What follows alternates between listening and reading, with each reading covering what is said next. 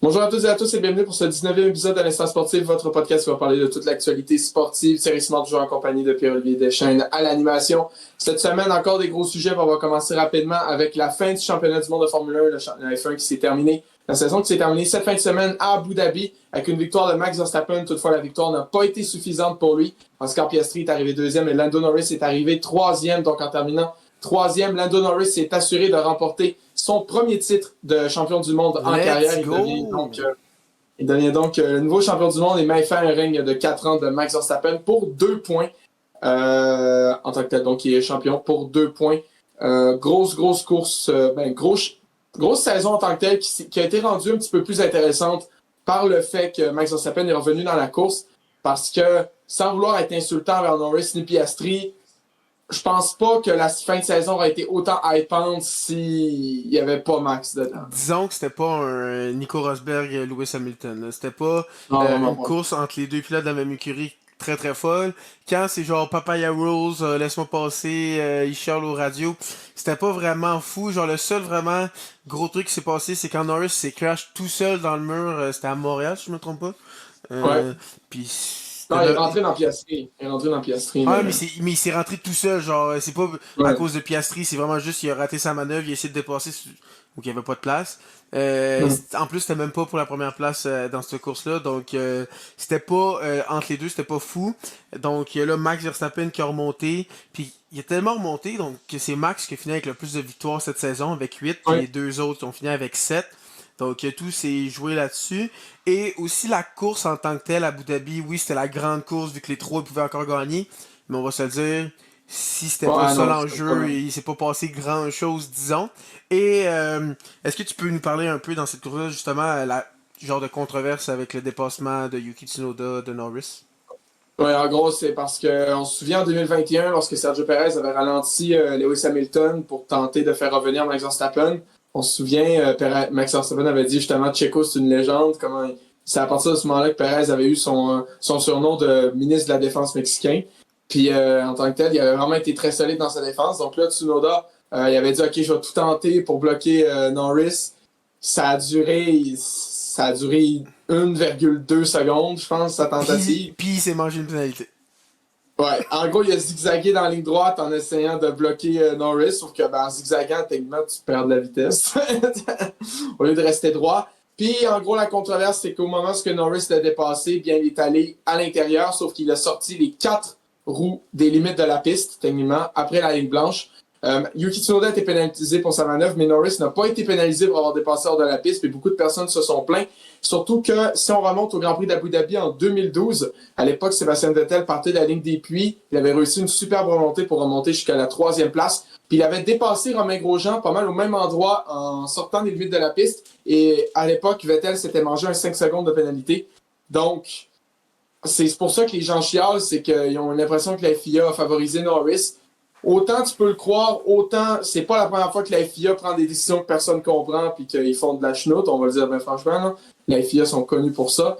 Même souvent la FIA, tu peux rajouter MA pour que ça représente bien vraiment ce que c'est. Mais moi, Mais en tant que j'ai une tel. question. Est-ce que il a pas été pénalisé à cause de la manœuvre de Tsunoda? Et est-ce que tu penses que la manœuvre de Tsunoda méritait d'être pénalisée? La manœuvre de Tsunoda méritait d'être pénalisée pour moi, parce qu'il a quand même zigzagué. Normalement, tu as le droit à un changement de direction, il en a fait 62. Fait qu'écoute, il avait pas vraiment le droit. Puis, moi, je pense que la manœuvre de Tsunoda a dû jouer, parce que c'est sûr que Tsunoda n'a pas laissé le maximum d'espace par rapport à la ligne blanche puis le reste de la piste. Mais en même temps, c'était la décision de Norris de prendre cette trajectoire-là ou de prendre la trajectoire extérieure. Mais après, en même temps, il ne voulait probablement pas que Tsunoda se redécale en tant que tel. Mais ça a été très serré. Puis je veux même pas imaginer ce qui serait passé si Tsunoda avait sorti Norris. Comment ça. Tu sais, ça aurait été. Mais Max aurait été champion, mais ça aurait tellement été comme ça aurait été la guerre civile, littéralement. Puis ça aurait pas été une super belle façon pour Max de gagner le titre en tant que tel. Donc, ouais, c'est ça. Tsunoda qui a essayé de faire comme Perez, mais qui n'est pas Sergio Perez qui veut. Donc, Yuki Tsunoda va terminer sa carrière chez Red Bull de cette façon-là. Et peut-être sa carrière en F1, même s'il a le potentiel pour revenir en tant que tel. Ouais, mais Ce sera il y a juste pas plusieurs Red Bull. pilotes qui ont le potentiel de revenir qui sont jamais revenus. Souvent, quand tu pars, déjà que c'est dur de rentrer, parce qu'on le sait, il y en a plusieurs qui ont du talent, qui sont jamais. Il y avait juste pas de place, que ça va être dur de revenir. Mais avec Red Bull, il y a toujours possibilité parce qu'ils ont 4 sièges. Mais là, s'ils l'ont pas gardé, est-ce qu'ils voudraient revenir avec cette écurie-là? Ça va être compliqué. Puis pas mal, Ouais. plusieurs écuries sont déjà pleines. Donc on va voir qu'est-ce qui va se passer, mais ça sent pas très bon pour lui, disons. Là. Ben, tu sais, comme je l'ai dit la semaine dernière, le truc, c'est qu'il faudrait peut-être qu'il vise un siège Aston Martin, parce qu'on sait son motorisé Honda. Mais tu sais, Aston Martin, si Alonso part puis qu'ils deviennent bons, c'est pas Tsunoda qu'ils vont viser. Ça va être du Max, ça va être du Leclerc, du Russell, ça qu'ils vont viser, pas Yuki Tsunoda. Donc ouais, ça risque d'être rough. Là, il va être troisième pilote Red Bull l'année prochaine. Par contre, tu sais, c'est pas impossible de revenir. Le meilleur exemple pour ça, c'est Nico Hülkenberg. Il est tellement revenu titulaire alors que en 2023, alors que la dernière fois qu'il avait été, c'était en 2019. Donc, tu sais, il est quand même parti 3 ans, il est revenu, il a fait des petites piges entre-temps, mais pareil. Donc, tu sais, c'est pas impossible, sauf que Nico Hülkenberg a peut-être un bagage et une expérience plus intéressante que Yuki Tsunoda. Ben, il faudrait peut-être juste le bon moment. Sinon, il y a une écurie comme Alpine. Pour moi, Colapinto, c'est pas quelqu'un que je veux garder à tout prix. Oui, Gasly fait très très bien. Mais Douane ou Colapinto, moi, je préfère un Yuki Tsunoda devant eux. Là. Ouais, non, Alpine, c'est ça qui reste joué en même temps. Je sais pas si je préfère être avec Alpine, mais Ben, c'est-tu mieux d'être euh, dans une grosse écurie d'un autre niveau, genre IndyCar, tout ça, ou d'être dans la pire F1? C'est quoi qui est mieux? Je sais pas trop, là. ben, c'est sûr que ton rêve, c'est de piloter en F1 en tant que tel, mais sincèrement, si tu veux gagner, par exemple, Alex Palou, il domine en IndyCar, je ne le vois pas arriver en F1, là. C'est déjà qu'il commence à être vieux, là, Je mais pense tu sais, il est bien où qu'il est, là. bon, oui, tu sais, si tu domines, t'as pas nécessairement besoin de quitter, là, tu sais, c'est comme Valentino Rossi, le champion de MotoGP, il aurait eu le potentiel, il a fait des tests avec Ferrari en F1, il avait le potentiel pour entrer en F1, mais il s'est dit, écoute, je suis pas sûr, en moto, je gagne déjà pas mal, je vois pas tant l'intérêt de revenir, fait écoute, en tant que tel. Donc, c'est ça. Sinon, ben, tous les pilotes, la grille complète pour 2026 est connue. Si on veut parler de la course des autres pilotes, il faut parler de l'excellente course de Lance Stroll. Ça, il faut le dire. Lance Stroll est resté sur les hards d'un très long moment, a fait un long relais, pas loin de 50 tours, et est ressorti comme une quinzaine de tours de la fin. Il était sixième, il ressort 17e, il réussit à remonter jusqu'à la 9e place. Donc, très, très fort la dernière course à Lance Stroll, il faut vraiment se le dire. Là. Qui va marquer 2 points, puis qui va aider Aston Martin à garder sa. Un point, pardon, il a fini 10e. Réussi à garder sa 7e place au constructeur devant une écurie comme Haas. Haas qui a pu compter sur l'excellente course de Esteban Ocon aussi, qui a terminé 7e. Ça, il faut en parler. Nico Hülkenberg qui va finir 9e, qui va marquer les derniers points de Sauber en Formule 1. On sait que c'est Audi qui arrive l'année prochaine. Sinon, une course un petit peu plus difficile pour George Russell et Mercedes en général. Antonelli, qui n'a jamais été dans le coup du week-end, a fini hors des points en 15e place. Puis George Russell, 5e, son départ raté, patiné, n'a jamais été dans le rythme. Pour dire, on est d'accord que sur l'ensemble de la saison, la Mercedes est une meilleure voiture que la Ferrari. Russell a fini à plus d'un pit stop de Leclerc derrière, alors que Leclerc a fait un pit stop de plus. Donc, mais ça, il faut aussi parler de l'excellente course de Charles Leclerc, qui a été absolument incroyable. Je ne sais pas d'où il sortait son rythme, il a sorti le meilleur tour de la course. Hein. Pour moi, c'était inattendu avec le char qu'il a. Puis les fans de Ferrari, dont moi et beaucoup de personnes, ne s'ennuieront pas de la SF25 et les deux pilotes en premier. Lewis qui a quand même connu une bonne course en partant 16e, a fini 8. Donc, bonne remontée. Sinon, ben, il n'y a pas eu d'abandon. Première fois que la dernière course de la saison, il n'y a aucun abandon. D'ailleurs, statistique comme ça. Donc, c'est ça. C'est la fin de la saison. Prochain Grand Prix, ça va être du 6 au 8 mars en Australie. L'année prochaine, on sait que le Grand Prix de Madrid qui arrive. Sinon, au niveau des nouveautés, l'année prochaine, Arvid Lindblad, le jeune recrue britannique qui va aller chez Racing Bulls, qui a gagné la dernière course feature du côté d'Abu Dhabi en Formule 2. Il va avoir le numéro 41, donc un numéro qui n'a pas été utilisé, du moins pas de façon permanente en F1 depuis l'introduction de la règle des numéros permanents. Pour ce qui est de Max Verstappen, normalement, avant le 1, il avait le numéro 33. On ne sait pas s'il va le réutiliser. Lui, il voudrait le numéro 3, mais normalement, la règle, c'est que c'est maximum. Il faut minimum 2 ans avant qu'un numéro soit réutilisé. Puis Ricardo était là l'année passée encore. Donc, normalement, il ne serait pas supposé pouvoir le réutiliser. Genre, si je peux donner un exemple, cette année, Hadjar a pris le numéro 6, qui avait été porté par Latifi avant, puis même avant par Nico Rosberg. Mais Hadjar, en gros, le numéro 6, c'est parce que Latifi, c'est en 2022, 2023, 2024. Il y a eu 2 ans avant qu'il arrive. Pareil, Latifi, quand il est arrivé en 2020, Rosberg, c'est en 2016. Donc, il y a eu plus de 2 ans avant qu'il arrive aussi.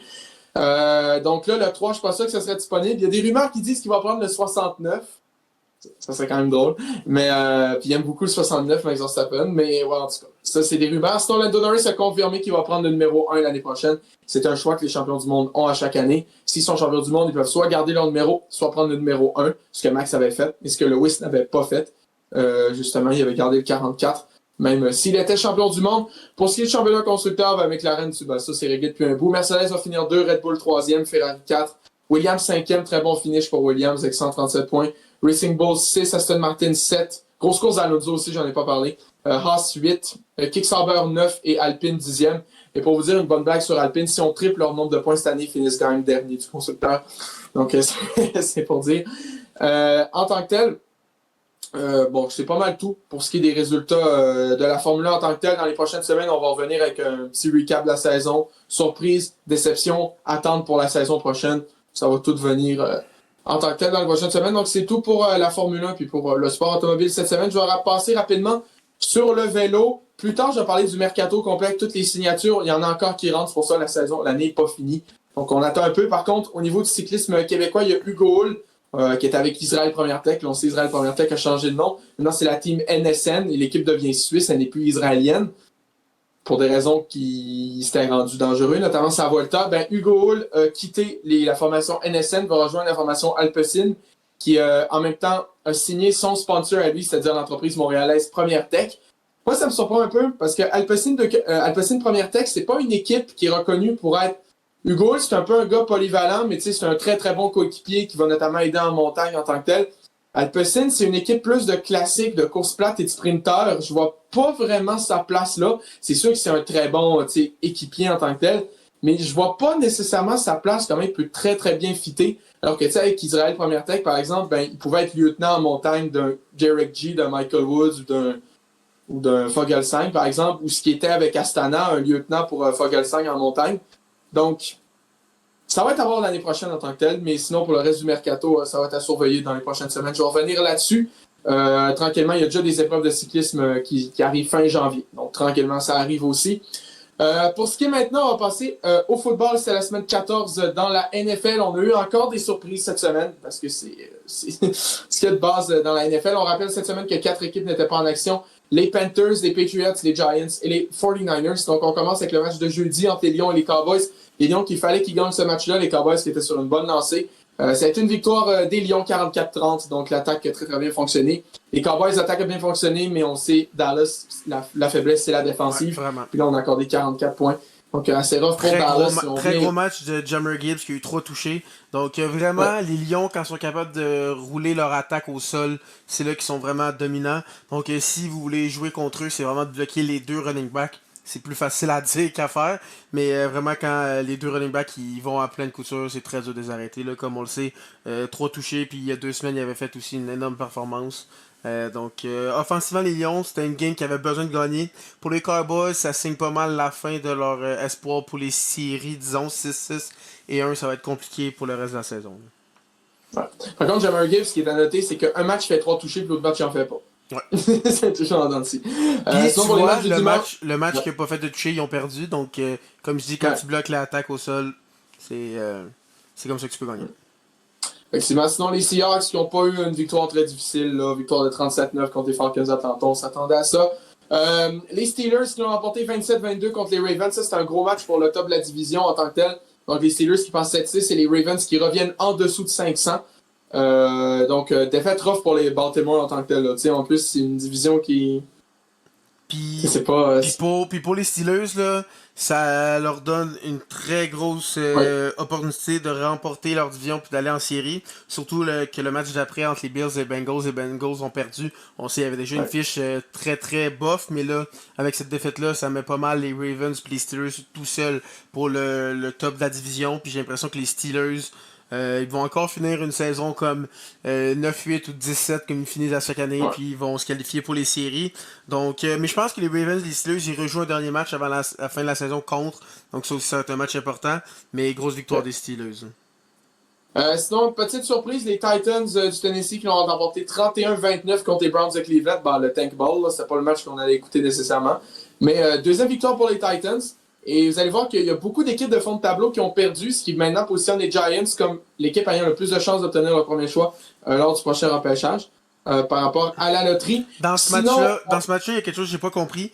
Sanders connaissait un match exceptionnel. Si tu combines ses verges par la passe, par la course, c'était quasiment à 400 verges. Il y avait 4 touchés, si je me trompe pas trop, 4 touchés. Il était dominant. Puis quand ils sont allés faire le converti de 2 points pour créer l'égalité en fin de match, ils ont mis l'autre corps arrière. Genre, ils connaissaient un match incroyable, puis ils ont décidé de pas le mettre en fin de match. Peut-être qu'ils voulaient absolument perdre le match, je sais pas. Mais c'est étrange. Mais on voit que Shedeur Sanders joue très bien. En même temps, c'était les Titans. Faut pas s'exciter non plus. Mais on voit qu'en 3 départs, il est quand même très bien fait. Donc, je me dis, si les Browns avaient utilisé toute la saison, peut-être qu'ils seraient plus 5-8, 6-7, on sait jamais.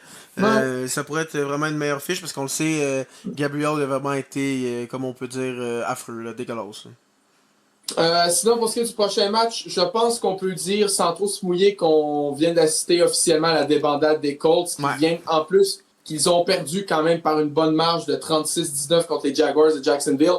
Là, ils ont perdu officiellement les services de Daniel Jones pour le reste de la saison. Donc ça va être rough. On attend potentiellement, checker bien ça, Joe Flacco va être échangé aux Colts, checker bien ça. Donc, tu sais, ça fait mal. Là. Les Colts, on se souvient, il y a un bout, ils étaient 7-1. Là, ils sont rendus 8-5. Ils ont perdu 4 de leurs 5 derniers matchs. Vont-tu manquer les séries si ça continue? Parce que ils me convainquent, ils sont zéro convaincants. Là. Non, vraiment zéro. Puis les Jaguars, qui eux continuent à être convaincants, victoire de 36-19, très très solides, ils sont premiers dans leur division en tant que tel. Donc, par contre, ça va se battre avec les Texans. Les Texans sont sur une très très bonne lancée, on va en parler un petit peu plus tard. Mais ça va être très intéressant de surveiller dans cette division-là. En plus, les Jaguars, normalement, c'est la défense qui fait bien. Puis là, ça fait quelques matchs qui font quand même beaucoup de points. Donc, si l'attaque est capable de suivre, ça peut être une équipe dangereuse en série qu'on n'aurait vraiment pas cru en début de saison.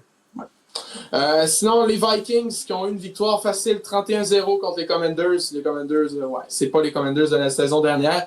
Est-ce que Jaden Daniels était de retour pour ce match-là? Faudrait que je vérifie, mais s'il l'était, compliqué. Hein, c'est rough, hein? C'est rough comme match de retour. Sinon, les Dolphins qui sont rendus 6 il était là. Il y a eu 9 passes complétées sur 20, 78 verges, 1 interception. Ouais, non, ça n'a pas été fameux pour Jaden Daniels. Effectivement. Les Dolphins, victoire de 34-10 contre les Jets de New York. Les Dolphins qui sont rendus presque à 500. Toujours dans la lutte aux séries. Ce n'est pas fini pour Miami. Puis, on y croit. Ils ont la même fiche que les Chiefs, notre équipe. Et les Ravens. C'est pour dire. Sinon, défaite surprenante. Les Saints qui battent 24-20 les Buccaneers. Les Buccaneers qui sont 7-6 en égalité avec les Panthers à Caroline maintenant. Donc le top de cette division-là n'a absolument pas joué. Et les Saints, victoire surprenante, là, on ne s'attendait pas à ça. Je sais pas si c'est peut-être plus un choke des Buccaneers en tant que tel, mais oui. Grosse victoire de la part de la Nouvelle-Orléans. Puis sinon, gros match offensif entre Buffalo et Cincinnati qui s'est soldé vers une victoire des Bills 39-34. Les Bengals qui avaient une bonne avance, mais on choke un petit peu. On sait la défensive des Bengals, ce n'est pas la meilleure de la NFL. Sinon, Broncos Raiders pour un rematch du pire match de la saison au complet. On se souvient du match du jeudi il y a quelques semaines. C'était terminé 17 en faveur des Broncos. Victoire de 24-17 de Denver qui sont maintenant sur une séquence de 10 victoires consécutives, 11 victoires, 2 défaites en égalité au top de la ligue avec les Patriots de la Nouvelle-Angleterre. Puis les Raiders, c'est les Raiders. Sinon, gros match pour le top de la division aussi entre les Packers et les Bears. Victoire de Green Bay 28-21. Donc les Bears, première défaite depuis un long moment. Vont dropper deuxième de la division en tant que tel. Mais c'est pas fini. S'ils sont capables de se ressaisir vite, les Bears peuvent encore faire les séries. Tu sais, ça a été serré. Je me souviens, à un moment, ils perdaient comme 14-3. Ils ont réussi à remonter ça 21-21. Donc c'est pas fini pour Mais c'est quand même fou de se dire 9-4 sont même pas premiers de leur division. Et dans la division des Steelers, ils seraient premiers puis ils pourraient relaxer même. C'est fou. Ça a tellement pas rapport, les divisions. Là. Effectivement. Puis sinon, les Cardinals qui continuent leur réputation. D'habitude, comme le meme que tu m'as envoyé tantôt, comme je t'ai dit, en début de saison, les Cardinals, c'était leur but, c'était de perdre par 2-3 points à 4 heures d'après-midi. Maintenant, c'est de perdre par plus de 20 points à 4 heures d'après-midi. Défaite de 45-17 aux mains des Rams de Los Angeles. Les Rams qui sont 10-3, qui vont très très bien. Sinon, le match du dimanche soir, victoire des Texans de Houston, 20-10 contre les Chiefs de Kansas City. Et Kansas City qui revient sous la barre du 500. Puis une troisième victoire consécutive pour les Texans contre des grosses équipes à chaque fois. Ils ont battu notamment dans cette séquence-là les Colts et les Bills. Donc les Texans qui veulent se battre toujours pour le top de la division, notamment contre les Jaguars, si je me souviens bien. Et pour les Chiefs, ça commence vraiment à être off. Puis il faut dire, pour les Texans, ils avaient commencé la saison avec 3 défaites. Donc là, ils ont vraiment un très bonne fin de saison avec seulement 2 défaites dans leurs 10 derniers matchs, si je ne me trompe pas. Donc vraiment, Ouais. ça va très très bien pour eux. Puis un peu comme les Jags, on sait que la défense est super bonne, mais ça fait plusieurs matchs qu'ils sont capables de faire 20 points et plus. Donc en plus, là, contre les Chiefs, seulement 10 points. Donc vraiment, les Chiefs vont probablement manquer les séries. Donc les Patriots, le temps qu'ils reviennent, c'est les Chiefs qui éliminaient. Puis là, les Pats sont de retour, donc là, les Chiefs, ils s'en vont. Donc, comme j'ai vu un meme, 80% de la fanbase des Chiefs va devenir fan des Patriots. Parce que, comme on le sait, la blague, c'est que c'est des bandwagon. Donc, c'est quand même très drôle de voir que quand il y en a un qui s'en va, ben l'autre revient. Donc, on va probablement avoir un différent Super Bowl, justement, parce que là, les Eagles Ouais. jouent ce soir. Eux vont probablement se qualifier, mais ils sont vraiment pas convaincants.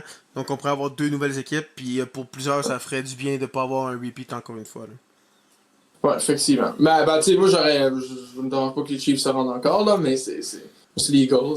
Mais ouais, c'est ça. Donc, les Eagles qui jouent des Chargers, match très très important. Ce soir, à 20h15, là, on enregistre, il est comme. Ben, premièrement, ce qu'on enregistre, ça commence dans 15 minutes, c'est pour vous dire. Pour ce qui est des matchs de la semaine 15, ça va commencer jeudi avec un Buccaneers Falcons. Il faut absolument que Tampa Bay se ressaisisse. Parce que là, s'ils perdent, ils reviennent 7-7. Et là, ça dépend que les Panthers, c'est contre qui jouent. Mais si les Panthers gagnent, ils prennent l'avance dans la division. Sinon, les Bears, ils vont avoir une très bonne chance dimanche de se reprendre. Ils vont jouer contre les Browns de Cleveland. Donc, ça va être la chance de se ressaisir, d'aller chercher une 10e victoire cette saison. Ravens Bengals pour le top, pour la division en tant que telle, ça aussi, ça va être important. Les Bengals, techniquement, ne sont pas éliminés des séries mathématiquement. Mais pour les Ravens, justement, là, il faut absolument se ressaisir pour ce match-là. Les Texans, maintenant, qui vont affronter les Cardinals, donc peut-être qu'ils vont marquer encore plus que 20 points avec la défensive des Ouais. Cards qui va pas très bien. Donc les Texans, c'est pour aller chercher une autre victoire importante ici. Jaguars Jets également pour les Jaguars, c'est une chance d'aller chercher une autre victoire importante contre les Jets de New York. Chargers Chiefs, deuxième affrontement, on se souvient, les deux équipes s'étaient affrontées à Sao Paulo lors de la semaine 1, les Chargers qui l'avaient remporté. Donc on va voir maintenant si ça va être le cas, si les Chiefs s'accrochent encore, ils vont chercher ce match-là, revenir à 500. Patriots Bills, ça va être un énorme match dimanche à 1h d'après-midi. Ça va être le match à ne pas manquer pour vraiment dans le top de la division en tant que tel. Parce que Les Bills. les Pats sont premiers, mais les Bills sont seulement à 2 victoires en arrière, donc ce match-là Ouais. pourrait être vraiment important. Puis surtout s'ils finissent au même nombre avec le bris d'égalité, tout ça, donc c'est pas fini encore dans cette division-là. Donc ouais, match très important. Là. Puis aussi, c'est important, c'est les Patriots gagnent parce qu'on sait que les Patriots, une grosse critique qui ressort tout le temps, c'est que, regardez le schedule des Patriots, c'est comparable au top 10 pour la loterie qui s'en vient cette année. En gros, ils disent que les Patriots gagnent juste contre des équipes qui sont pas. Ben, en gros, ils jouent juste contre des équipes qui sont pas bonnes. Ils ont quand même battu les Bucks et les Bills dans ce temps-là. Donc, c'est un rematch. Les Patriots qui ont remporté le premier affrontement. Il va falloir voir s'ils sont capables de remporter ce deuxième. Aussi pour Drake May, pour son MVP, s'il peut connaître une bonne performance contre une Ouais. grosse équipe, là ça pourrait l'aider aussi, parce que même argument que pour l'équipe, ben, il joue juste contre des équipes moins fortes. Donc c'est pour ça qu'on le donnait plus à Stafford qui a un peu des matchs plus durs. Donc s'il connaît une bonne performance contre les Bills, surtout dans un match important pour le classement, ça pourrait l'aider dans ce côté-là aussi. Là. Ouais. Sinon, on va avoir un petit tank ball, les Giants qui vont affronter les Commanders. Donc, voilà. Au moins, les Giants, Jackson Dart est de retour, mais. Puis également, les Eagles qui vont jouer contre les Raiders. Donc, dans le pire des cas, si les Eagles perdent ce soir, ils vont pouvoir se reprendre facilement contre les Raiders. Pour ce qui est de plus tard dans la journée, dimanche, les Broncos qui vont affronter les Packers. Ça, c'est un gros match aussi. C'est deux excellentes équipes. Là, on va falloir voir. Les Packers, des fois, quand ils gagnent, c'est pas nécessairement convaincant, c'est serré. Les Broncos, on dirait que la moitié de leur match, c'est bof comment ils gagnent, mais ils gagnent pareil. Fait que, ça peut être un match autant que c'est intéressant que ces deux équipes qui sont hautes dans le classement, autant que ça peut être un match qui peut être ultra plat. Ouais. Ça peut être un match qui peut se finir 17, comme Raiders Broncos il y a quelques semaines. Donc ça va être à surveiller. Rams-Lyon aussi, un gros match. Les Lions, s'ils peuvent aller chercher au moins une deuxième victoire consécutive, par contre les Rams, ce sera pas facile c'est à une aller des meilleures battre. équipes de la ligue qui jouent le mieux, ils sont constants. Donc pour Lyon, c'est un match hyper important aussi, ils sont dans une forte division. Sinon, moi, il y a un match que je trouve qui est vraiment important. Au début de saison, on n'aurait vraiment pas dit ça, c'est Panthers-Saints. Parce que les Panthers pourraient facilement monter à 8-6. C'est un match qu'ils sont supposés remporter, mais il faut dire, les Saints sont battus les Buccaneers, donc il faut faire attention. Donc si les Bucks perdent contre les Falcons, puis que les Panthers gagnent, qui sont supposés gagner, c'est eux qui prendraient la tête de la division. Puis ça mettrait les Bucks en danger parce que ça peut être un match très important du côté des Panthers. Sinon, pour ce qui est des Colts, là, ça va être rough parce qu'on va affronter les Seahawks. Donc, à l'instant, ça va être rough. Ça va être rough. Il va falloir s'accrocher. vous dites Joe Flacco, il joue plus. Là. Vous pouvez aller chercher si vous voulez. Moi, j'ai l'impression que les Colts vont manquer les séries. Ils ont plusieurs matchs comme ça contre les Seahawks. Là, ça va être compliqué. Puis ça fait plusieurs matchs de suite. On le voit, Jonathan Taylor n'est plus le surhomme qui était en début de saison. Parce qu'après ça, il joue 49ers, il joue très bien. Après ça, il joue contre les Jaguars qui ils surprennent beaucoup, puis ils finissent contre les Texans. Donc, ils n'ont aucun match facile d'ici la fin de la saison. C'est 4 matchs qu'ils pourraient perdre, donc ils pourraient finir en bas de 500 facilement. Donc, ça va être très dur pour les Colts, puis ça serait hyper décevant pour leurs fans, parce qu'au début de la saison, c'était comme l'équipe au top de tout, puis ils pourraient facilement, peut-être même pas se qualifier. Là. Oui, effectivement. Puis sinon, 49ers Titans. Donc les 49ers peuvent aller chercher une 10e victoire là aussi contre les Titans. Ça ne va pas être un match trop compliqué à gagner. Aussi, dimanche soir, ça va être Cowboys-Vikings. C'est pas un match qui a de grands enjeux, on va se le dire. Puis sinon, lundi, ça c'est un match à pas échapper pour les Steelers contre les Dolphins. Toutefois, les Dolphins, on sait, ils sont sur une excellente séquence. Donc, on sait jamais. On sait jamais. Peut-être les Dolphins, imagine les Dolphins reviennent à 500. Puis les Steelers, ils reviennent à 500 pile avec 7-7. Ça pourrait être surprenant en tant que tel, mais sinon, il n'y a pas d'équipes qui sont en bye. Je pense que toutes les équipes ont eu leur bye week. Ouais, normalement, à ce moment-là de l'année, ils l'ont tout eu. Là. Effectivement. Donc, c'est tout pour ce qui est des actualités dans la NFL. Maintenant, on va passer à la Coupe du monde de soccer. Non, ça n'a pas commencé, inquiétez-vous pas, vous n'avez rien manqué. Par contre, on a eu la cérémonie. La cérémonie en tant que telle, avec notamment la pige pour déterminer les groupes de cette Coupe du monde de soccer. On parlera pas de la cérémonie en tant que telle et de l'événement qui était ultra gênant et qui a remercié... Je veux même pas en parler, mais c'est en tout cas... Mais ça fait en même temps. Moi, il y a un truc que je veux dire avant, c'est pourquoi on l'a fait maintenant quand il y a des équipes qu'on sait même pas si sont qualifiées. Moi, c'est ça ma grosse question. Genre avant qu'on parle de la cérémonie en tant que telle, là, tu fais la pige, pis c'est pas, je pige l'Italie, c'est, je pige le gagnant de l'Italie, de l'Irlande, genre, attends que les matchs soient finis. Bon, mais tu sais, en même temps, c'est pour connaître d'avance, ça, c'est dans moins d'un mois, non. Mais, en tout cas, mais juste pour vous dire que ça s'est quand même bien complété, la cérémonie en tant que telle, parce que on parle d'une des corporations sportives les plus corrompues, c'est-à-dire la FIFA, qui va donner une médaille de la paix au président le plus corrompu sur la planète, ou en tout cas un des pires. Donc non, ça fait très bien. Il y a aussi du monde qui trouvait ça louche, parce que chaque président des 3 équipes hautes ont pigé leur propre nom. Genre, Mark Carney a pigé Canada, Donald Trump a pigé États-Unis, puis au Mexique, ils ont pigé Mexique, donc... je savais pas que Mark Carney était là. Moi, le seul Canadien que j'ai vu, sincèrement, avoir ses liens avec Trump, c'est une honte de le considérer comme Canadien. Wayne Gretzky qui m'a massacré un nom de pays. Si vous voulez une autre raison de détester. Sinon, maintenant, pour ce qui est des groupes en tant que tel, justement, le Canada, on connaît leur groupe. Je viens rapidement là, en tant que tel. Donc, ils vont... On se souvient, lors de la Coupe du monde en 2022, qu'ils avaient participé. Le Canada n'avait pas un groupe très, très facile. Ils affrontaient notamment la Belgique et... la Croatie. Et le Maroc, c'était surprenant. Il avait fait la demi-finale cette année-là. Donc, c'était vraiment un très gros groupe. Au début, on était genre, Maroc, peut-être la Belgique est plus vieillissante. Mais finalement, ça avait été un groupe très, très fort. Comme tu l'as dit, Croatie en 2018 avait été finaliste. Donc là, en 2022, c'était encore une forte équipe. Donc, ça va pas être un groupe facile. Là, c'est sûr qu'avec 48 équipes au lieu de 32, ça fait que les groupes sont toujours un peu moins faibles. Mais là, avec le 14 qui est comme 50 kek au classement, ça peut le faire. Ensuite de ça, la Suisse. C'est sûr, la Suisse est classée mieux que le Canada, puis ils ont déjà battu la France il y a quelques années à l'Euro, mais c'est un match prenable. Et après ça, on va voir entre Wales, Italie, Bosnie-Herzégovine et l'Irlande du Nord. Et si c'est l'Italie, probablement, c'est ça mon guess, eux, ça va être les favoris du groupe, probablement, mais ils jouent en dents de scie. On se souvient, dans la Coupe du Monde, j'ai l'impression qu'ils s'étaient pas qualifiés, ça avait été un gros tollé. C'est pas juste la dernière Coupe du monde, c'est les 2 dernières Coupes du monde que l'Italie ne s'est pas qualifiée. Ça, c'est drôle parce que juste avant, il avait gagné l'Euro. Puis là, après ça, il se qualifiait plus aux Coupes du monde. Et l'Italie, normalement, il serait supposé se qualifier. Ils sont classés comme top 15 au monde. Donc, c'est un groupe qui est possible. Moi, je pense une victoire contre le Qatar. Si tu fais un match nul contre la Suisse, puis peut-être un match nul ou une défaite contre l'Italie, tu pourrais finalement finir deuxième. C'est très possible, selon moi, de pouvoir sortir. On va espérer. Et si vous voulez qu'on vous parle complètement de tous les tirages, qu'on va savoir toutes les équipes qui passent, comme là en ce moment, on sait pas si l'Italie, Wales, tout ça. Si on est capable de savoir, on va vous amener des experts qui connaissent ça mieux que nous. Si on connaît ça, mais comme on vous l'a dit depuis le début, le soccer, c'est pas notre expertise. Donc, on va vous faire un épisode spécial quand on va savoir tous les groupes exactement, prédictions, tout ça. Puis on va vous suivre ça tout l'été durant la Coupe du Monde. Ah ouais, c'est ça. Donc, le dernier pays du groupe B du Canada, ça va jouer, comme tu l'as dit, entre l'Italie, Bosnie-Herzégovine, Irlande du Nord et le Pays de Galles. Donc, oui, ça veut dire ça.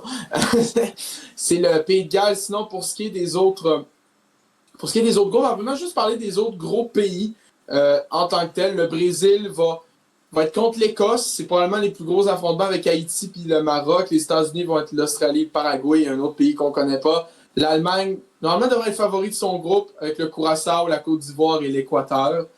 Les Pays-Bas, il va y avoir le Japon. La Belgique, ça va être l'Égypte, Iran, Nouvelle-Zélande. Ça devrait le faire. Là. L'Espagne, c'est l'Uruguay, Arabie Saoudite, Capé Verde. C'est pas des gros groupes. France, ça va être contre le Sénégal, la Norvège et un autre pays qu'on connaît pas. Le Portugal, ça va être l'Ouzbékistan puis la Colombie. Puis un autre pays. L'Angleterre, Croatie, ça, c'est peut-être un gros groupe. Avec le Ghana, puis le Panama aussi, puis l'Argentine, avec l'Algérie, l'Autriche et la Jordanie. Et comme tu l'as dit... Juste pour revenir sur le groupe du Brésil, l'Haïti, première fois qu'ils se qualifient, se mange le Maroc, qui avait des demi-finalistes, et le Brésil. Donc ça, c'est une belle accueil pour l'Haïti, qui sont à leur première Coupe du Monde. Là. Puis l'Écosse aussi, que tu sais, c'est vraiment mieux que l'Haïti, disons. Ah, ben, tu sais, l'Écosse, c'est comme au Royaume-Uni, fait que tu sais, c'est comme... Le Royaume-Uni, c'est une petite terre de soccer, quand même, on va se le dire, franchement. Fait que ouais, ça va être rough pour l'Haïti à leur première participation, mais comme tu l'as dit, on va revenir plus tard avec quand on va connaître les autres pays, puis gros pour nos prédictions. Sinon, on va passer rapidement au hockey. Ben, c'est le dernier bout de l'émission en tant que tel. Tout d'abord, des blessures pour Tyler Seguin du côté des Stars et de Logan Cooley du côté de Utah. En tant que tel, sinon, Ryan McDonagh signe un contrat de 3 ans pour 4,1 millions. 3 ans, Ryan McDonagh n'est pas comme rendu à 37 ans. Genre, il est encore très vieux, mais défensivement, il joue très très bien. C'est sûr que c'est pour ça que c'est juste 3 ans, mais même 3 ans, ça fait beaucoup. C'est sûrement ça qui a aidé à avoir un plus petit cap salarial, parce que 4.1 pour un défenseur top 4 de nos jours, ça commence à être pas trop cher. Donc, on va voir s'il ralentit. Ça va être un défenseur 3e paire à 4 millions. Mais je trouve que c'est correct relativement. Si ça avait été 6 millions, là, on aurait pu plus se questionner. Mais McDonagh est très vieux, je pense qu'il est genre quoi, 35 ans? Ah, ben, il était repêché la même année que Subban puis Pacioretty, on se souvient, il était repêché par les Canadiens. Avant le fameux échange. C'était pas en 2007, ça, ce draft-là? Ouais, 2007, oui, 2007. Il y a 36 ans, c'est ça. Il y a 36 ans, cette année, en 15 matchs, il y a 6 points, donc c'est vraiment juste défensivement maintenant son apport dans l'équipe. Donc, on va voir ce que ça va donner pour le Lightning, qui joue très très bien récemment. Oui, donc pour ce qui est sinon des Jeux Olympiques, l'assistant commissionnaire au commissaire Bill Daly a dit que si l'Arena était pas prêt, il n'y aurait pas de joueurs de la LNH. Ben, c'est un petit coup de pression en tant que tel. À ce que j'ai entendu dire, l'Arena, il n'y aura pas tant nécessairement, c'est pas tant si petit que ça. Même Nathan McKinnon, il a dit que ça avait beau être 2-3 mètres plus petit, il s'en fout bien raide. C'est ça qu'il a dit. Puis sinon, ça a l'air qu'il y a une entreprise québécoise notamment qui gérait la glace extérieure pour la Coupe de la 55, la grosse classique hivernale qu'il y a eu à l'extérieur à Trois-Rivières. Il y a eu notamment des matchs de la LGMQ, aussi le match des étoiles de la LNH, match ancien LGMQ contre ancien Canadien, qui aurait été approché, parce que là, ils sont en train d'explorer la possibilité de faire des matchs à l'extérieur, littéralement. Donc ça va être à suivre. Ça va être à suivre. Mais moi, comme je l'ai dit la semaine dernière, il n'y a pas longtemps, juste mouler ça à Turin. Je pense que ce serait pas trop compliqué. L'aréna est déjà prête, puis tout. Là. En tout cas. Sinon, Tom Willander qui a marqué son premier but en carrière avec les Canucks de Vancouver. Sinon, pour ce qui est des matchs extérieurs, on en parlait justement. On sait les deux équipes qui vont s'affronter lors de la prochaine Classique Héritage le 25 octobre 2026. Ça va être entre les Jets de Winnipeg et les Canadiens de Montréal. Donc, premier match extérieur pour les Canadiens depuis la Classique NHL 100 qui avait eu lieu en décembre 2017 contre les Sénateurs d'Ottawa. Ottawa qui l'avait remporté à l'époque 3-0. Sinon, pour ce qui est des autres matchs extérieurs des Canadiens, ils avaient remporté la Classique hivernale de 2016 5-1 contre les Bruins de Boston. Ça, c'était assez dominant, surtout dans une année compliquée pour Montréal. Ouais, ça, un des seuls bons moments de la saison des Canadiens. Là. Oui, effectivement. Sinon, ils avaient joué la Classique Héritage en 2011 contre les Flames de Calgary. Ils l'avaient perdu 4-0. Et les Canadiens avaient joué le premier match officiel extérieur en saison régulière de la LNH, la Classique Héritage de 2003, avec notamment la tuque à José Théodore, Montréal, qui l'avait emporté 4-3 contre les Oilers d'Edmonton. Pour ce qui est des Jets de Winnipeg, si je me souviens bien, c'est leur troisième match extérieur. Ils avaient joué 2 Classiques Héritage Elle de 2016, qui avaient été blanchis 3-0 par les Oilers, et elle de 2019, où il avait remporté 2-1 en prolongation, 3-2 en prolongation contre les Flames de Calgary. Donc, pas le premier match à l'extérieur pour les deux, donc ça va être le fun, c'est un match à l'extérieur. En plus, c'est à Winnipeg. C'est sûr que peut-être on aurait peut-être préféré que ce soit à Montréal, mais là, c'est ça le problème, c'est que Winnipeg a un gros stade, ce que Montréal n'a pas. En tant que tel, ils n'ont pas de gros stade, de gros amphithéâtres extérieurs. Un match classique héritage comme ça fait plus de sens que des matchs qui font à Miami, disons. Il fait plus froid, c'est plus une place pour des matchs extérieurs. Je trouve que c'est deux bonnes équipes. J'ai hâte de voir. Des fois à Winnipeg, il fait vraiment froid, donc en octobre, ça va être correct, parce que des fois en décembre, il fait moins 40. Ouais. Donc en octobre, ça va être correct. Mais il y a eu la classique hivernale en 2021 de Minnesota et Saint-Louis qui faisait comme. Lui, il avait fait 3 matchs. Je pense dans le Fahrenheit qui était dans le moins. C'est pour te dire que comme faisait froid ce match-là. Peut-être que j'exagère, mais en tout cas. Sinon, on sait tranquillement certains alignements pour le championnat du monde junior. Tout d'abord, il y a le camp d'entraînement pour Team USA qui a commencé. On sait les joueurs sur le camp d'entraînement. Puis PO, tu as regardé un peu les joueurs qui étaient invités, les prospects, parce que tu me dis. On sait que les États-Unis, c'est les deux derniers champions en titre du mondial junior, champion en 2024 et en 2025. Tu me dis que l'équipe était beaucoup moins forte sur papier que dans les dernières années, notamment au niveau des gardiens de but. Dans les 2 dernières années, ils étaient favoris et ils l'ont rapporté quand même aisément, je trouve. Et là, vraiment, ça a vraiment descendu. Il y a plusieurs joueurs qui ont gradué, surtout dans les buts. Les gardiens de but, c'est Caleb Hale, Nick Kempf et AJ Rilleds. Lui, il n'a pas été encore repêché. Puis les deux autres, c'est un choix de 4e tour et 7e tour. Puis on le sait avant, il y a eu du Fowler, du Kosa, du Trey Augustine. C'était vraiment des hauts niveaux de gardiens de but. Donc ça a vraiment descendu. Trey Augustine puis Fowler, là. Ça, là, je pense dans le championnat du monde junior, il n'y a pas eu de gardien mieux que ça. Puis vraiment, là, c'est des gardiens, comme je te l'ai dit, 7e ronde en 2025. Donc ça descend vraiment. Il y a quand même sinon des bons joueurs comme James Higgins qui a été repêché première ronde l'année passée, Will Harcroft, il y a Ray Curley qui est quand même bon en attaque, LG Mooney, repêché par les Canadiens, un jeune attaquant avec des mains. Il est petit gabarit, mais vraiment talentueux. Sinon, Max Plante, pas mauvais non plus. Cole Eiserman, Trevor Connolly, donc il y a quand même du talent. Je dis pas qu'ils vont être mauvais, mais vraiment, c'est pas le même niveau que les 2 dernières années où ils ont remporté. Ensuite de ça, en défense, j'aime bien Henry Brutsevitz qui a été repêché en première ronde, en fin de première ronde. Sinon, Cole Hudson, le frère de Lynn Hudson, qui fait très très bien l'espoir du Lightning. J'adore Blake Fiedler, un gros défenseur défensif. Donc ça reste une équipe qui va probablement avoir une médaille ou se battre pour les médailles. Mais c'est plus les favoris selon moi. Même que on va en parler justement. La Suède, je trouve qu'ils ont une meilleure alignement peut-être avec des gars comme Milton Castrin en attaque, avec Ivar Stenberg qui est en train de peut-être même dépasser Gavin McKenna pour le premier rang. Il fait vraiment une année exceptionnelle en Suède. Anton Frondel, comme on le sait, il a été repêché top 5 l'année dernière. Victor Eklund, Viggo Borg qui va être repêché cette année. On a aussi Eric Nilsson, très très bon. Donc pour elle, la Suède, ça va être une équipe à surveiller. Aussi en défense, il y a des bons joueurs comme Leo Sahin Wellenius, qui est vraiment très très bon, Boumedienne, très bon défenseur. Donc vraiment la Suède va être à surveiller. Je pense aussi qu'ils vont se battre pour une médaille.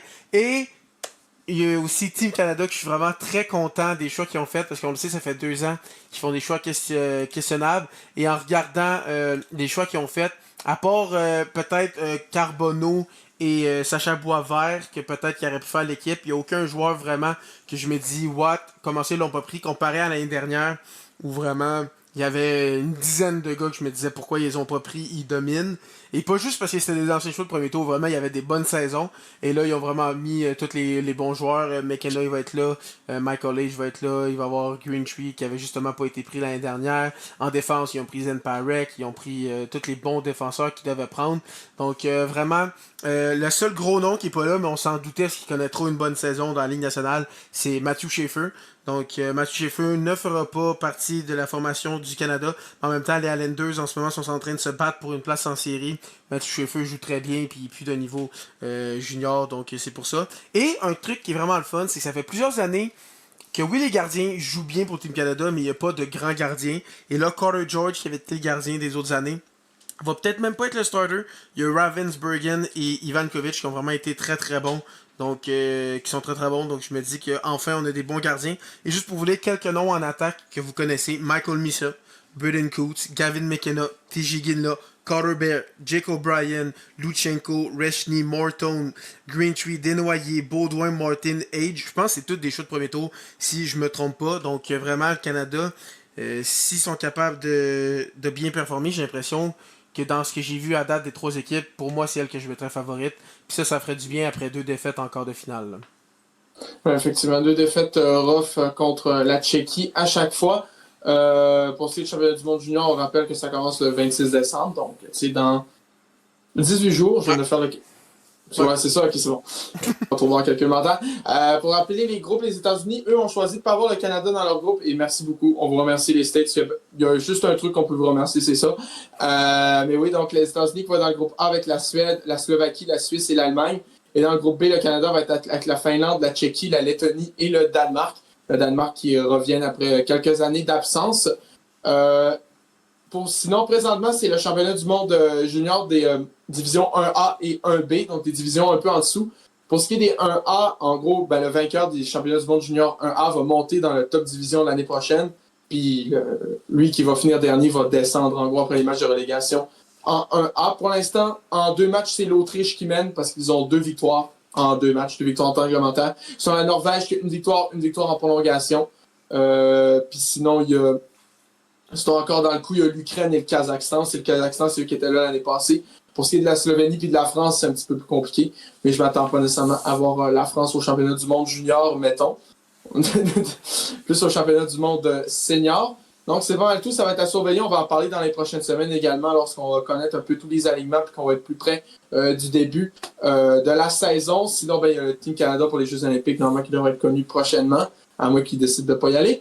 Puis finalement, on va finir avec les matchs des Canadiens. Les Canadiens, leur 4 derniers matchs, ont complété une fiche de 2 victoires et 2 défaites. Puis aussi, tu peux nous parler de ces matchs-là. Donc, premièrement, on a joué contre Ottawa. C'était Montembeault d'un but. Puis, je vais être honnête, après une bonne performance contre Vegas, celle-là, ça n'a pas été foufou. Il y a plusieurs buts que ça a été de sa faute. Le Canadien, en général, ils n'ont pas amené autant d'énergie qu'on les a vus en pré-saison. Ça fait 2-3 ans qu'en pré-saison, il y a full d'énergie. Mais là, en saison, il n'y avait rien, pas de bataille. McDermott a voulu se battre avec Jacka, il s'est pas battu. Même que là, on se posait des questions. Est-ce qu'il est blessé? Est-ce que c'est pour ça qu'il se bat pas? Mais le match d'après, il s'est battu avec Laurie. Donc là, on n'a pas eu une bonne performance contre Ottawa. On a perdu 5-2. Par la suite, contre les Jets, en début de match, avant le match, il y a eu Markov qui a été honoré. Puis pour moi, ça a été très très beau. Il y a comme eu une ovation qui s'arrêtait pas. Les partisans continuaient. Markov, on le sait, c'est un gars de peu de mots, mais il a quand même pris parole. Puis c'était vraiment très très beau. On le sait, Markov a été un défenseur très marquant. Même toi, ça a été ton joueur préféré pendant plusieurs années avec les Canadiens. Si je me trompe pas, depuis 2000, je pense que c'est genre il est top 3 meilleurs pointeurs de l'équipe. Il est genre dans les top 5 meilleurs pointeurs chez les défenseurs dans l'histoire des Canadiens. Donc vraiment Markov, c'est juste plate qu'il n'a pas joué 1000 matchs. On le sait, il y a eu toute l'affaire. Il voulait signer 2 ans, Bergevin voulait 1 an. Finalement, il a arrêté à 990. Mais ça a été un défenseur marquant. On parle souvent de Subban, Weber, mais Markov était très très bon dans ces années-là. Donc ça a été vraiment beau à voir. Et Demidov était vraiment content. On pouvait le voir, Demidov qui voit un de... je sais pas si c'est un de ses idoles, mais c'est un autre joueur russe qui a marqué. Puis on le voyait, il y avait un gros sourire tout le long. Et justement, ça a été un match exceptionnel de Demidov. Il a vraiment été très très bon. Surtout sur le but de Kapanen. Il a dérangé Morrissey qui avait la rondelle dans le coin, il l'a poussé, il a enlevé la rondelle à un des meilleurs défenseurs de la ligue. Il l'a envoyé directement à Kapanen qui a marqué. Ça a été un très bon match de la part de Jakub Dobeš. Et comme je l'ai dit, Laurie donnait une grosse mise à l'échec à Carrier, puis après ça, Jacky s'est battu avec. Donc, Jacky, il peut se battre, il a donné des coups, il avait pas l'air blessé. Donc, pourquoi il s'est pas battu contre le match contre Ottawa, puis on en aurait eu besoin, parce que on connaissait pas notre meilleur match. Mais bon, toi, qu'est-ce que tu as pensé, sinon, de l'ovation de Markov, justement, c'était un de tes joueurs préférés? Pour être bien honnête, j'ai pas écouté la cérémonie, pas du tout. J'ai rien vu, mais c'est une bonne nouvelle d'introniser, pas d'introniser. Même Stingman pourrait le mettre comme dans leur Ring of Honor, là, ils ont plusieurs joueurs en tant que tel. Je pense pas, je dis pas jusqu'à retirer son chandail, là, mais au moins le mettre dans le Ring of Honor comme ils ont fait notamment avec Pierre Turgeon, je pense qu'il y a d'autres joueurs comme ça. Ils l'ont fait avec Weber, mais Weber c'est parce qu'il est rentré dans le temps de la renommée. Mais si tu parles juste carrière avec les Canadiens, je pense que Markov a eu une plus grosse carrière que Weber avec les Canadiens. Oui, c'est ça, 2000 à 2007. Weber était là de 2007 à 2021. Ça se compare pas en tant que tel.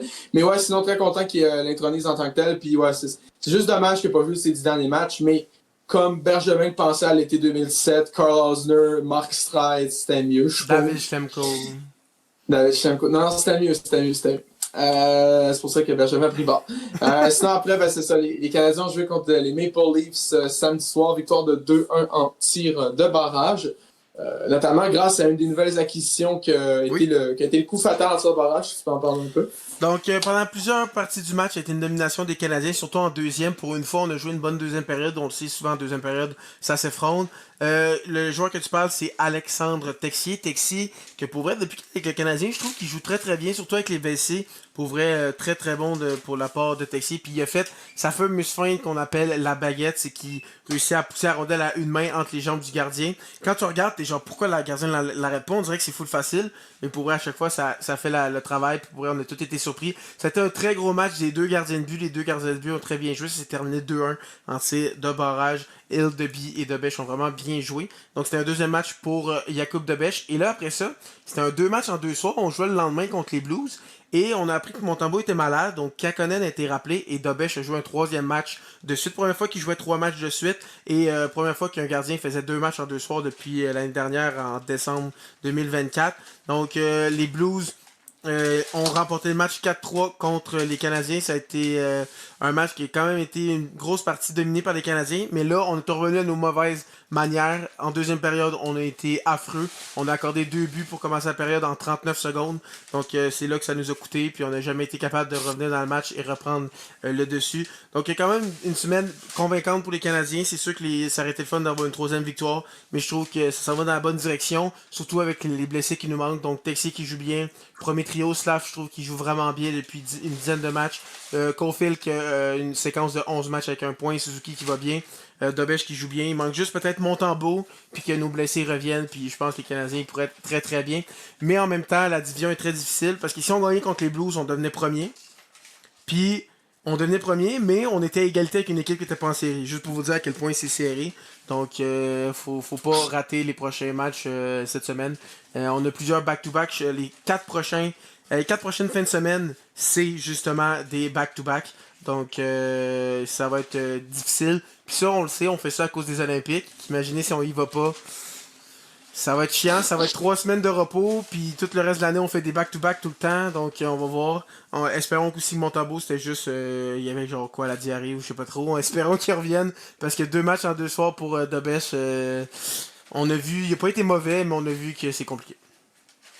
Effectivement. Donc, écoutez, ça complète pas mal tout l'épisode de cette semaine. Puis les sujets, comme on l'a dit plus tôt dans l'émission, la semaine prochaine, on va se concentrer pas mal sur un recap de la saison de Formule 1. On va parler de nos surprises, de nos déceptions, de nos attentes pour la saison prochaine. Parce que, on rappelle, c'est une toute nouvelle réglementation. C'est des nouveaux moteurs, une nouvelle équipe, des nouveaux pilotes, ok, je vais te poser la question là. Est-ce que si tu veux, on pourrait même faire un épisode spécial. On sort 2 épisodes la semaine prochaine, vraiment faire un truc de comme 1 heure complète. Parce que sinon, pour eux qui veulent pas écouter de la F1, ils pourraient écouter sinon juste un des deux. Puis si vous êtes juste fan de F1, vous pourrez écouter cette vidéo-là. On pourrait faire vraiment, on va inviter des invités.